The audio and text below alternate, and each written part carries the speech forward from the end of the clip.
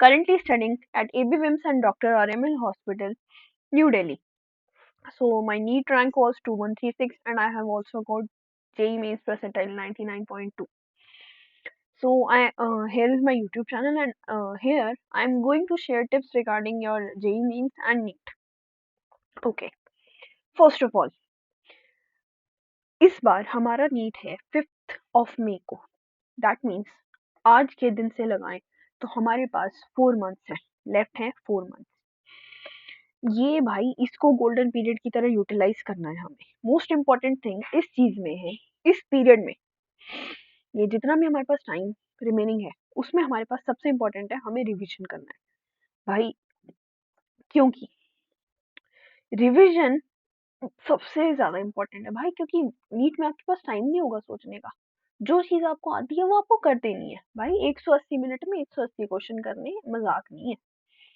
तो उसमें वहां पे आपको जाके मतलब वही है, फिजिक्स के क्वेश्चन में थोड़ा बहुत सोचो तो सोचो, बाकी सोचना नहीं है भाई, वहां पे करना है, सिर्फ करना है. अब सबसे इम्पोर्टेंट चीज भाई, मैंने पता नहीं कितने लोगों को सुना है नीट में ये इम्पोर्टेंट है, नीट में वो इम्पोर्टेंट है, नीट में ये कर लो, नीट में वो कर लो. भाई नीट में most repeated most important topic जैसा कुछ नहीं होता है. नीट में कभी भी कहीं से भी क्वेश्चन आ सकते हैं. एनटीए का पैटर्न अब ऐसा हो गया है, वो देंगे एनसीईआरटी में से, बट एनसीईआरटी में से वो कुछ भी दे सकते हैं भाई. तो इसलिए अगर आपको अच्छी रैंक चाहिए, अगर आपको अच्छी रैंक चाहिए या स्कोर चाहिए अबव 650 प्लस, तो आपको सब कुछ पढ़ना पड़ेगा. एंड आपको इतना स्कोर तो मिनिमम चाहिए ही अगर आपको अच्छा कॉलेज चाहिए.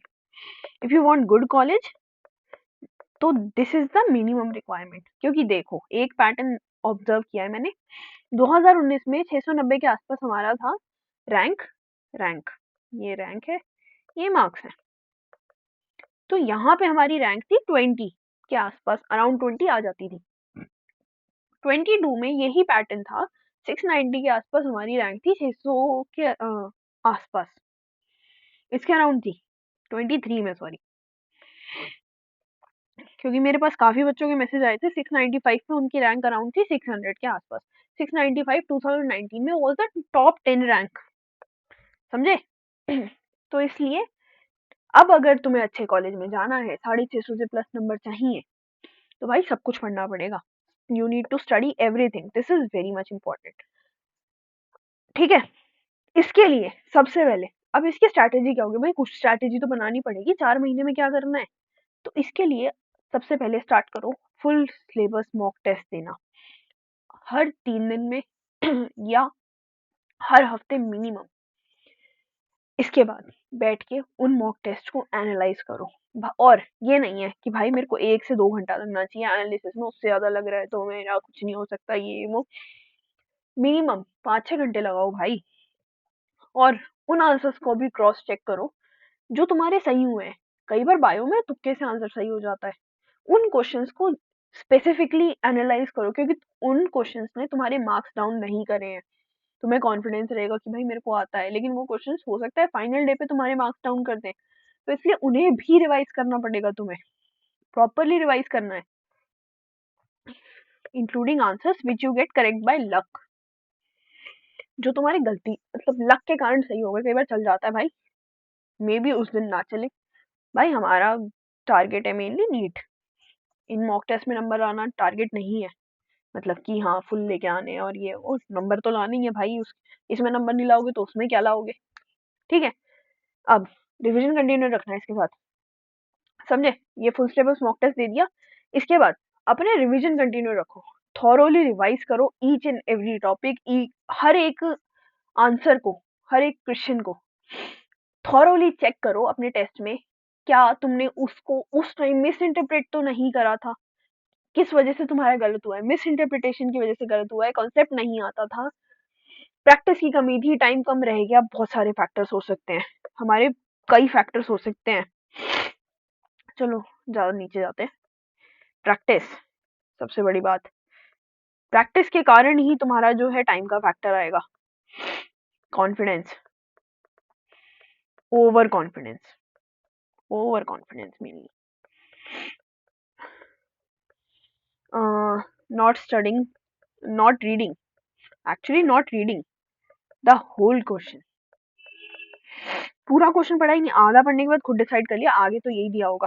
भाई ये तो मतलब हर किसी से होती है, और स्पेशली एमसीक्यू में तो ना, आपको जब फेवरेबल सा क्वेश्चन दिख रहा होता है, उसके स्टार्टिंग की लाइन पर फेवरेबल आंसर्स हैं, भाई टिक मार देते हैं, और 90% ऐसे क्वेश्चंस में तो भाई बच्चे फंसते ही फंसते हैं। अब इसके बाद हमारी रिवीजन स्ट्रैटेजी क्या होनी चाहिए इन 4 महीनों के लिए? अब जो तुमने टेस्ट दे दिया, ठीक है, इसके बाद उन टॉपिक्स को रिवाइज करो जो तुम्हें वीक लगे उस टेस्ट में। रिवीजन कंटिन्यू रखना है, टेस्ट देना है, फिर से रिवाइज, टेस्ट देने के बाद फिर से रिवाइज करना है उन टॉपिक्स को जो तुम्हारे वीक लगे तुम्हें। अब बायो बायो के लिए तुम्हें क्या करना है? बायो और इनऑर्गेनिक के लिए तुम अपने करो एनसीईआरटी रिवाइज। भाई NCERT is the Gita of NEET. NEET में एनसीईआरटी से बाहर बायोलॉजी में तो तुम्हारा जाने नहीं वाला भाई, उसी की लाइंस उठ के आ जाएंगी प्रॉपर। मतलब 11th 12th के एनसीईआरटी को तो वही ब्रेड पे लगा के खा लो। फिजिक्स के लिए क्या करना है? फिजिक्स के लिए फिजिकल केमिस्ट्री के लिए, ऑर्गेनिक के लिए तो देखो रिवीजन बहुत ज्यादा जरूरी है। फिजिक्स के लिए शॉर्ट नोट्स रिवाइज करो, या अगर तुमने शॉर्ट नोट्स नहीं बनाए हैं अभी तक भी, तो don't get tensed, I share my short notes, मतलब पैम्पलेट की तरह, कि हाँ भाई तुम्हें पता चल जाए किस टाइप के शॉर्ट नोट्स बनते हैं। एंड एक और चीज कर सकते हो, तुमने जब भी थ्योरी रिवाइज करी होगी उसमें कुछ ना कुछ हाईलाइट तो करा होगा ना, तुम उसे रिवाइज कर लो, हाइलाइटेड टॉपिक्स को रिवाइज करो। जरूरी नहीं है हर किसी ने शॉर्ट नोट्स बनाए हो, हर कोई दोबारा लिख के टाइम वेस्ट करे। काफी लोग ये भी करते हैं, अपने ही जो कोचिंग के नोट्स होते हैं या जो भी होते हैं, उसमें हाईलाइट कर लेते हैं पर्टिकुलर थिंग्स, उसे रिवाइज करो, लास्ट में बहुत काम आती है। और उसके बाद प्रैक्टिस करो जब तक तुम्हें उस टॉपिक में कॉन्फिडेंट फील ना हो जाए। भाई प्रैक्टिस बहुत ज्यादा इंपॉर्टेंट है नीट में तो, मतलब जितनी ज़्यादा प्रैक्टिस करोगे उतनी ही तुम्हारी एफिशिएंसी बढ़ेगी, उतना ही टाइम कम लगेगा। तुम्हें पता लगेगा कि किस टाइप के क्वेश्चंस में किस टाइप का आंसर या किस टाइप का प्रोसीजर फॉलो करना है। ठीक है, अब सबसे इम्पोर्टेंट एडवाइस भाई, सबसे ज़्यादा important advice, don't fear mock test. Mock test से मत डरो, ये ही तुम्हारा कॉन्फिडेंस इंक्रीज करेंगे लास्ट के टाइम में।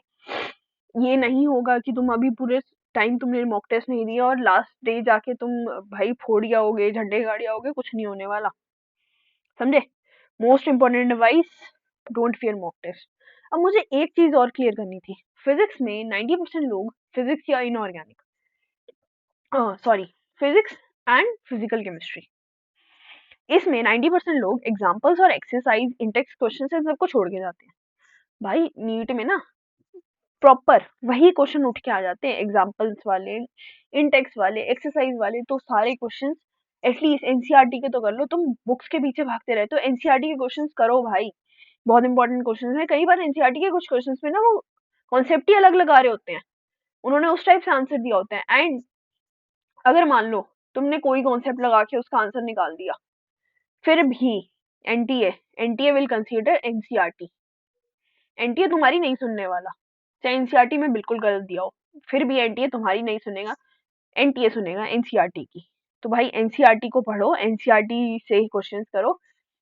फिजिकल और फिजिक्स में तो बहुत ज्यादा इंपॉर्टेंट है भाई ये एग्जांपल्स, एक्सरसाइज, इंटेक्स क्वेश्चंस करना, इससे भी कॉन्फिडेंस बढ़ता है, क्योंकि काफी अच्छे क्वेश्चंस दे रखे हैं एनसीईआरटी में कुछ जगह।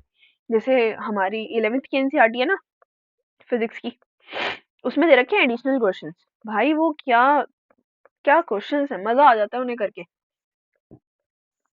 अब देखो, अगर तुम मॉक टेस्ट नहीं दोगे, तुम्हारी एफिशिएंसी बहुत अच्छी है भाई, तुम सारे क्वेश्चंस कर लेते हो, लेकिन टाइम बहुत लग जाता है, तो भाई वहां पे तुम्हें 3 घंटे से 1 मिनट एक्स्ट्रा नहीं मिलेगा, नो एक्स्ट्रा मिनट। अगर तुम 3 घंटे का पेपर 4.5 घंटे में प्रॉपर पूरा अच्छे से सॉल्व कर सकते हो, और तुम्हारे उसमें आ भी भाई 690 से ऊपर आ जाएंगे अगर तुम्हें 4.5 घंटे दिए जाए, बट भाई उसकी कोई वैल्यू नहीं है। तुम्हें सॉल्व करना है पेपर 3 घंटे के अंदर, तो इसलिए मॉक टेस्ट बहुत जरूरी हो जाते हैं कि हाँ भाई हमें आता है बट हमसे टाइम मैनेजमेंट नहीं हो पाता, तो वो टाइम मैनेजमेंट सिखाने के लिए तो बहुत बहुत बहुत ही ज्यादा इंपॉर्टेंट है mock test. Accuracy and speed बढ़ाते हैं। मान लो अब प्रैक्टिस के टाइम भी, जब तुम रिवीजन टाइम पे प्रैक्टिस करो ना, रिवीजन प्रैक्टिस, बायोलॉजी के क्वेश्चन सॉल्व कर रहे हो, अगर तुम मान लो एक एग्जांपल ले लेते हैं 50 क्वेश्चन, 50 क्वेश्चन सॉल्व कर रहे हो बायो के, तो maximum max to max 30 minutes, वरना 25 मिनट्स में तो तुम्हारे 50 क्वेश्चन हो ही जाने चाहिए। आधा मिनट से ज्यादा नहीं लगना चाहिए भाई बायोलॉजी के क्वेश्चन में। हाँ, ऐसा हो सकता है कई बार बायोलॉजी का पेपर डिफिकल्ट आए, क्योंकि मेरे टाइम पे बायोलॉजी का पेपर डिफिकल्ट आया था एंड मुझे प्रॉपर 50 मिनट्स लगे थे बायोलॉजी का पेपर सॉल्व करने में। लेकिन हाँ, उस टाइम तो हमें पता लग जाएगा कि ये पेपर डिफिकल्ट है, इसके क्वेश्चन पढ़ने पड़ेंगे, वो तुम्हें उस टाइम आइडिया लग जाएगा। और अगर ये ऐसा कर रहे हैं कि बायोलॉजी जैसे सेक्शन को थोड़ा सा डिफिकल्ट बना रहे हैं, तो ये दूसरे किसी भी सेक्शन को मतलब थोड़ा मीडियम या इजी वाली साइड पे ले जाएंगे, ठीक है। मान लो अब तुम केमिस्ट्री के क्वेश्चंस कर रहे हो, केमिस्ट्री के 50 क्वेश्चन करने में 50 मिनट से ज्यादा नहीं लगना चाहिए, इंक्लूडिंग फिजिकल, इनऑर्गेनिक, ऑर्गेनिक। क्योंकि सारे फिजिकल के क्वेश्चंस प्रैक्टिस करने में वही बात है, तुम फिजिक्स जैसा टाइम लगा लो, प्रोपोर्शन लगा लो। इनऑर्गेनिक के करने में तुम बायोलॉजी वाला प्रोपोर्शन लगा लो, ऑर्गेनिक के लिए तुम ये वाला वो लेके चलो, 1 मिनट में एक क्वेश्चन, है ना। तो इसमें हम जैसे मान लेते हैं इनऑर्गेनिक लाइक बायो, ठीक है, ऑर्गेनिक ये केमिस्ट्री जैसी, ठीक है, और फिजिकल हमारी फिजिक्स जैसी, फिजिक्स। तो ऐसे ऐसे टाइम लगा लो, ठीक है। फिजिक्स में 50 क्वेश्चन कर रहे हो तो 90 मिनट्स या 100 मिनट्स, मतलब फिजिक्स के एक क्वेश्चन को तुम 2 मिनट दे सकते हो। हाँ, अगर तुम्हारा फिजिक्स का मान लो केमिस्ट्री का पेपर डिफिकल्ट आया, तुम्हें उसमें वो करने में 1 घंटा लग गया, ज्यादा लग गया, 90 मिनट्स लग गए, दैट मीन्स तुम्हारा वो फिजिक्स का पेपर इजी दे देंगे कंपेरेटिवली, क्योंकि आजकल एनटीए यही कर रहा है, एक ही सब्जेक्ट मेनली डिफिकल्ट आता है, बाकी दोनों कंपेरेटिवली इजियर साइड पे होते हैं, अगर तुमने प्रैक्टिस कर रखी है, अगर अच्छे से पढ़ाई कर रखी है तो। Now one day,